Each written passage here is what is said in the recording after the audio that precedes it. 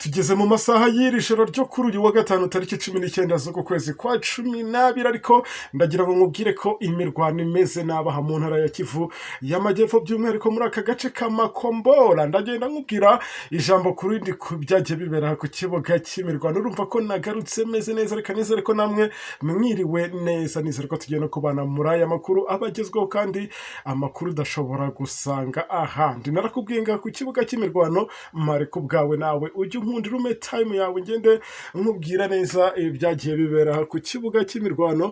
Turajya tugerana ku musozo w'iyi nkuru wasobanukiwe neza uko biba byagenze. Igihe nkikubwira ko YouTube channel kiri ya yindi izina ni ryayo ntago ryahindutse ni Subiza TV, ubwo birumvikana na babandi bashyashya kuri uyu muyoboro wa YouTube channel baba bahawe ikaze. Abo ngabo nta kindi tubasaba usibye kuba twababwira ngo ni mukore subscribe cyangwa sabone ubundi mugafungura n'akara kantu k'inzogera. Iyo niyo nkunga ya mbere mu muduhaye kandi kubana natwe nta gihombo kirimo. Tugarutse rero ku byabereye ahangaha ku kibuga cy'imirwano by'umwihariko mu ntara ya Kivu y'amajyepfo, ngira ngo hashize iminsi igera hafi kuri 2 uyu mutwe wa mwaka 2023 ufashe icyemezo cyo gukura ingabo zawo mu mujyi wa Uvira, ariko bikomeje kuba bibi cyane aho abangaba n'ubundi gihe bari bamaje gusoza iki gikorwa.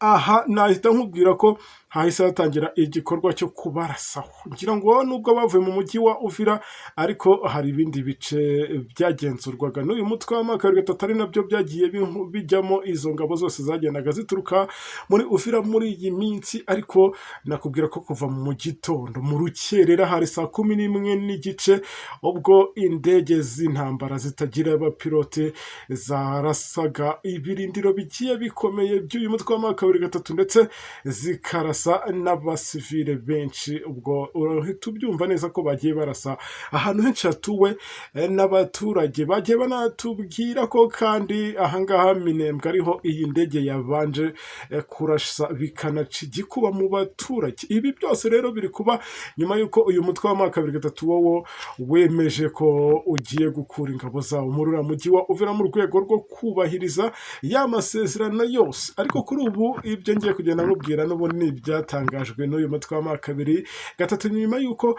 bawugabyeho ibitero karundura. Uyu mutwe wa mwaka 2023 cyangwa se intare za Sarambwe ukaba watangaje ko mu gihe wemeye gutanga agahenge mu rwego rwo guha amahirwe ikurwa cyangwa se nakubwira ngo igarurwa ry'amahoro y'iri huriro ry'izi ngabo zirwanya ku ruhande rwa leta ya DRC.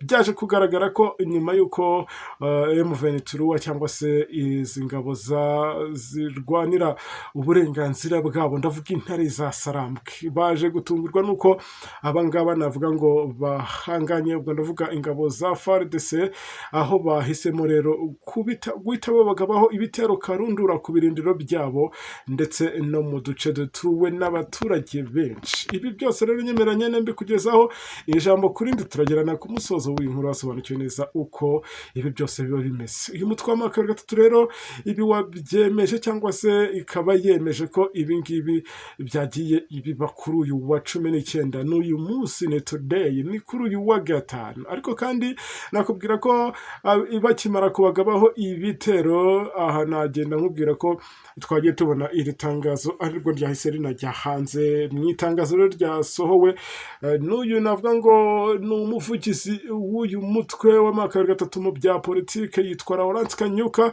aho uyu nguyu asanzwe anayivugira. Ni ibitero rero byaje kugenda gutya nk'uko njye kugenda mbikubwira. Ibi bitero yaje gushinja ubu butegetsi bwa Kinshasa kuba bukomeje gushyira mu bikorwa gahunda yabwo yo kurimbura ku buryo bunoze cyangwa se ku buryo bukomeye, ndetse bigaragara ko aba banyagihugu cyangwa se aba banyekongo by'umwihariko Kinshasa, ubutegetsi bwa Kinshasa bugamije kugenda burimbura abantu navuga ngo ni abantu bakavukira by'umwihariko batuye muri biriya bice abazwi nk'abanyamurenge, bwoko bw'abanyamurenge nyirango benshi baba banivugira kirimi cy'ikinyarwanda cyangwa ururimi rw'ikinyarwanda, rikabo ngaho nibo bantu Tshisekedi ashaka kwica akabakuraho burundu. Ibi byose rero bikaba byabaye ngo mu buryo bugaragara ku buryo nanjye ubwanjye nagenda nkubwira nti ibi bikomeje gutera cyangwa se bikomeje guhangayikisha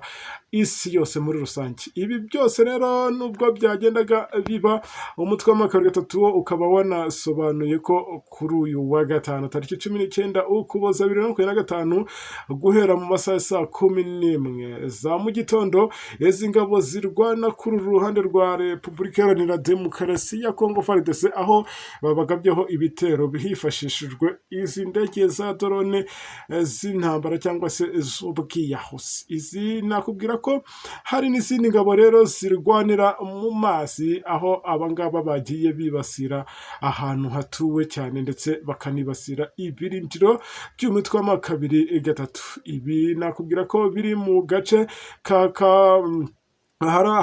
hanakubwira ko hari agace kibasiwe cyane n'akangaka kitwa Makombora, kari mu ntara ya Kivu y'Amajyepfo. Ni ibitero rero Kanyuka yavuze ko byaturukaga muri uriya mujyi wa Baraka.